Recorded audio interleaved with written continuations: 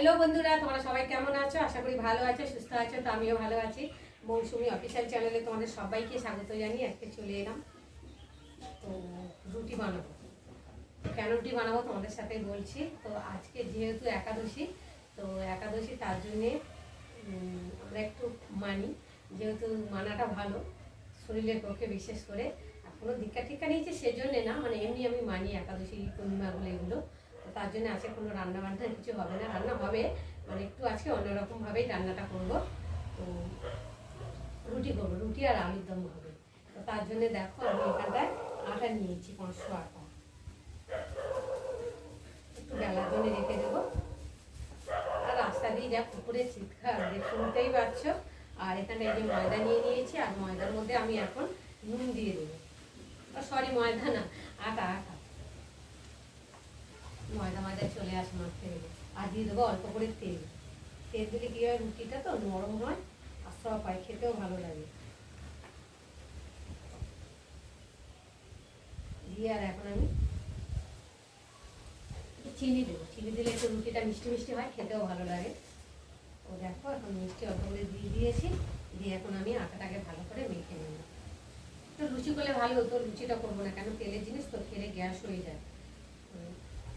হজম শক্তি ভালো হয় না, অ্যাসিডিটি হয়ে যায়। ওই জন্যে রুটি করলে তো অতটা হয় না। রুটি দিয়ে প্রথমে আমি আটাটাকে মেখে নেব।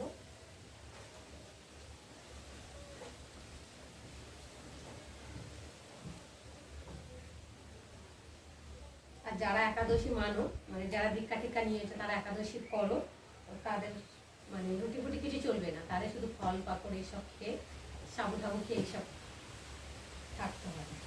আমরা দীক্ষা টিক্ষা নিই, ওই জন্যে একটু মানি মানে শরীরের পক্ষে, তার জন্যে। আর দেখো না বাইরে কি ঝড় উঠেছে, হাওয়া বলছে ধুম করে। বাবা, দুদিন আগে যা গরম ফেলেছিল তার তুলনায় একটু হাওয়া বৃষ্টি বৃষ্টিও হচ্ছে অল্প করে। দেখো, আর এখন আমি এই যে আটাটাকে ভালো করে মেখে নেবো, নিয়ে তারপরে আলু কাটবো। আটাটা মেখে তারপর আলুটা কাটলে আটাটাও একটু মাখা থাকবে, নরম হবে, খেতেও ভালো লাগবে। তার জন্য দেখো আমি এখন আটাটা ভালো করে মেখে নিচ্ছি। নিয়ে আর এখন আলু কাটবার, বাইরে বৃষ্টিও পড়ছে। চলো এখন আর তোমাদের সঙ্গে কথা বলবো না, পরে কথা বলবো। আটাটাকে ভালো করে আটা মেখে চলে এলাম। এখানে সয়াবিনটা সেদ্ধ বসিয়েছি, আর এখানটা এই যে কড়া বসিয়েছি, কড়াটা গরম হবে। আর এই যে দেখো এখানে আটার লেচি করে নিয়েছি, আর এই যে আলু কেটে নিয়েছি, আর একটু মশলা করে নিয়েছি। নিরামিষ আলুর দম করবো, আলুর দমের সাথে সয়াবিনটা দেবো। তো চলো, তার জন্য কড়াটা বসিয়েছি, কড়াটা গরম হয়ে গেছে। আর এখন আমি তেল দেবো।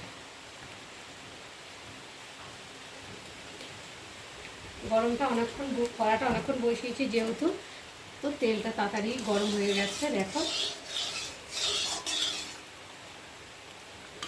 আর এখন আমি ফোড়নে দিয়ে দেবো তেজপাতা। ভালো করে একটু মুছে নিই তেজপাতা, আর দেবো গোটা জিরে। তেলটা একটু অল্প করেই দিলাম, কেননা বেশি তেল খেলে তো শরীরে সমস্যা হচ্ছে, সেই জন্যে অল্প তেলেই রান্নাটা আমি করছি। তো দেখো ফোড়নটা একটু ভালোভাবে ভাজা হয়ে গেছে। আর এখন আমি দিয়ে দেবো এর মধ্যে কেটে রাখা আলুগুলো, দিয়ে প্রথমে তেলের মধ্যে ভালো করে ভেজে নেব।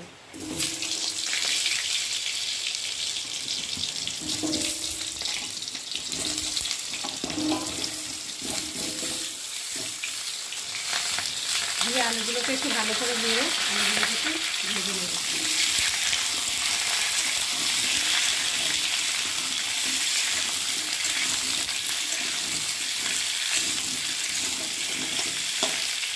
আলুগুলো লাল লাল করে ভেজে নিয়েছি। এখন আমি দিয়ে দেবো কটা কাঁচা লঙ্কা, তারপর তো নুন, গুঁড়ো লঙ্কা, হলুদ গুঁড়ো, হলুদ দিলাম। তারপরে এবারে জিরের গুঁড়ো দেবো। তারপরে দেবো আদা বাটা আর একটা টমেটো কুচি, দিয়ে মশলার সাথে আলুটা ভালো করে কষিয়ে নেব।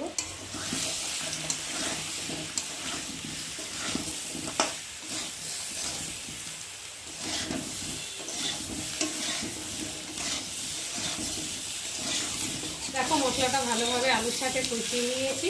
আর এখন এই যে সেদ্ধ করে রাখা সয়াবিনটাকে আলুর সাথে আবার একটু ভালো করে কষিয়ে নেব। ভালো করে নেড়ে দেবো।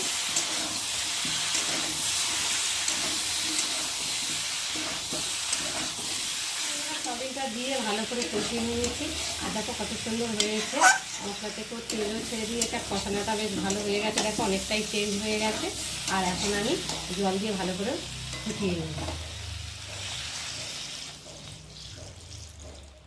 একটু বেশি করে জল দিলাম, যেহেতু আলুগুলো তো শক্ত, সেদ্ধ করে নিইনি, ওর জন্য একটু বেশি করে জল দিলাম যাতে আলুটা ভালোভাবে সেদ্ধ হয়ে যাবে। এদিকে ঝোলটাও কমে যাবে, এতটা ঝোল থাকবে না, আলুতে টেনে নেবে।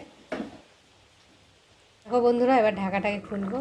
তো দেখো অনেকটাই ঝোল শুকিয়ে গেছে, দেখছো কত সুন্দর টকটক করে ফুটছে। আর একটু নামাবার আগে দেবো এই যে গরম মশলা। গরম মশলা দিয়ে ভালো করে একটু নেড়ে দেবো। গরম মশলা দিলে তো গন্ধটা খুব সুন্দর লাগে। আলুও সেদ্ধ হয়ে গেছে। আর এবার আমি একটু দিয়ে দেবো স্বাদ মতো চিনি। চিনি দিলে টেস্ট হয়, কালারটাও আসে। তো দেখো অল্প করে চিনি দিয়ে দিলাম, দিয়ে একটু ভালো করে নেড়ে নেবো। তো বন্ধুরা, আজকে আমার এই সয়াবিন আলুর দমের রেসিপি কেমন লাগলো তোমরা কিন্তু অবশ্যই কমেন্ট করবে। আর ভালো লাগলে লাইক কমেন্ট শেয়ার করো। আর আমার চ্যানেলে যদি নতুন হয়ে থাকো, চ্যানেলটাকে সাবস্ক্রাইব করো। তো চলো আবার তোমাদের সঙ্গে দেখা হবে পরের ব্লগে। ততক্ষণ তোমরা তোমাদের খেয়াল রাখো।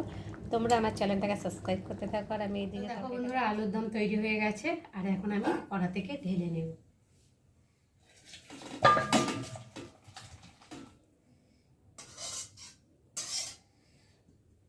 তো বন্ধুরা, তোমরা কারা কারা এরকম আলুর দম সয়াবিন দিয়ে খেতে ভালোবাসো আমার কিন্তু অবশ্যই কমেন্টে জানিও। আর দেখাচ্ছি, দেখো দেখো কালারটা কত সুন্দর হয়েছে, দেখো খেতেও খুব সুন্দর হয়েছে। গন্ধটা যা ছেড়েছে না, দারুণ গন্ধ। তো চলো এখন একটু টেস্ট করে দেখি কেমন হয়েছে।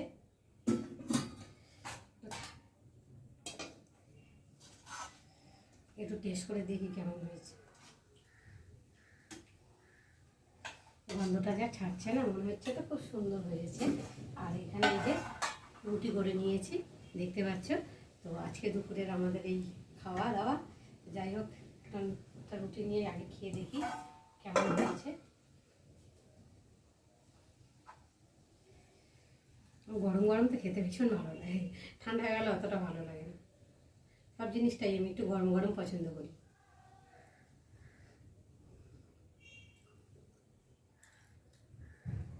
অসাধারণ হয়েছে খেতে বন্ধুরা, তোমরা এরকম করে খেয়ে দেখো, ভীষণ ভালো লাগে। আর যারা খেয়েছো তারা বুঝতেই পারছো যে কতটা টেস্টি খাবার এটা। তো গরম তো দেখো, ওখানে ধোঁয়া হচ্ছে। সয়াবিন তো আমার খুব প্রিয়, ডালের থেকে সয়াবিনটা বেশি ভালো লাগে।